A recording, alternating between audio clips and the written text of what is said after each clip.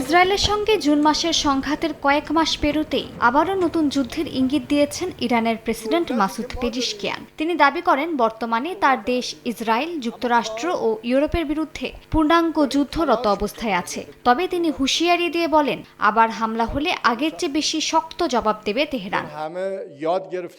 Pezeshkian আরও বলেন, এই সংঘাত ৮০ দশকের ইরান ইরাক যুদ্ধের চেয়েও ভয়াবহ হবে। দাবি করেন পশ্চিমা শক্তি ও ইসরায়েলের বিরুদ্ধে লড়াই শুধু সামরিক নয়, বরং নিষেধাজ্ঞা, কূটনীতি আর নিরাপত্তার সমন্বিত যুদ্ধ মোকাবেলা করতে হচ্ছে। ইরানের প্রেসিডেন্ট হুঁশিয়ারি দিয়ে বলেন, ইরানি সেনাবাহিনী এখন আগের যে কোনো সময়ের চেয়ে বেশি প্রস্তুত।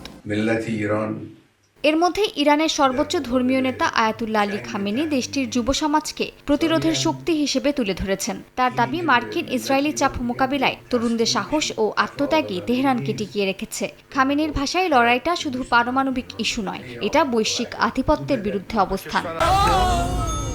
ডেন্টিস্টের পরামর্শ নাও নতুন কোলগেট অ্যাক্টিভ সল্ট।